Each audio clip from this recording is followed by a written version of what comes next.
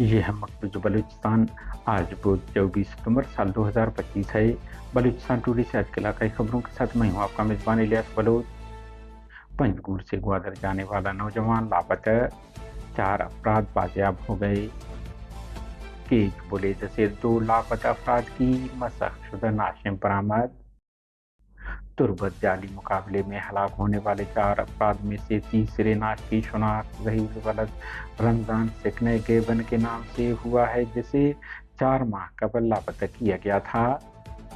Hub Baloch یکجہتی committee کے رہنما عمران بلوچ 4 ماہ بعد جیل سے رہا۔ مستنگ دشت ریلوے لائن پر بم دھماکے، ٹرین الٹ گئی۔ سبی مسجد سے نامعلوم شخص کی گولیوں سے چھلنی نعش برآمد۔ کچلاک میاں نے دوسری شادی کرنے کی اجازت نہ دینے پر بیوی کو قتل کر دیا۔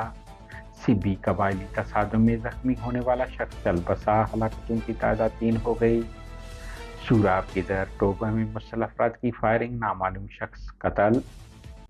ضلع واشوق کے علاقہ ناگ کاشاناب سے نوجوان عبدالستار ولد حمزہ کے اہل خانہ نے جاری بیان میں کہا ہے کہ وہ 15 ستمبر 2025 کو پنجگور سے گوادر کے لیے روزگار کے سلسلے روانہ ہو گئے تھے، مگر راستے میں لاپتہ ہو گئے۔ اہل خانہ نے ان کی بازیابی کی اپیل کرتے ہوئے شہریوں سے بھی اپیل کی ہے کہ اگر وہ ان کے گمشدگی کے بارے جانتے ہوں تو وہ انہیں اطلاع دیں۔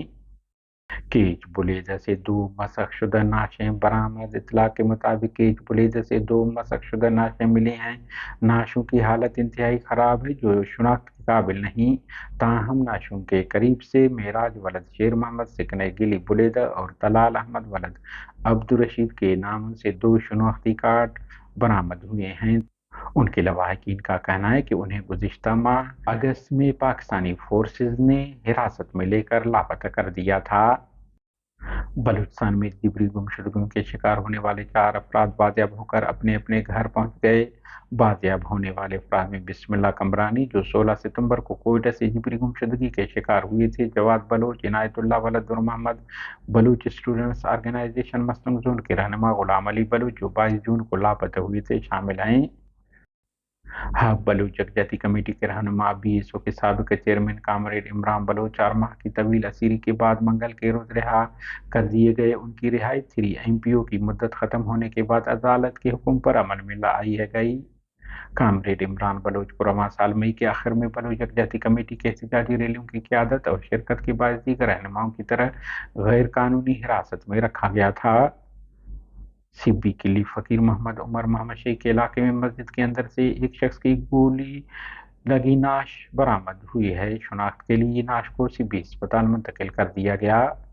کوئٹہ کے نواحی علاقہ کچلاک میں دوسری شادی کی اجازت نہ دینے پر شوہر نے بیوی کو قتل کر دیا۔ تفصیلات کے مطابق کچلاک کے علاقہ قلی لنڈی میں شوہر نے بیوی کو فائرنگ کر کے قتل کر دیا۔ پولیس مطابق مقتولہ بی بی بانو کا شوہر عمران خان دوسری شادی کرنا چاہتا تھا۔ 20 ستمبر کو عمران خان نے بیوی کو کمرے کے باتھ روم میں گولی مار کر قتل کر دیا اور واقعے کو چھپانے کے لیے لاش کو بوستان قبرستان میں خاموشی سے دفنانے کی کوشش کی کہ پولیس نے اسے دھر لیا۔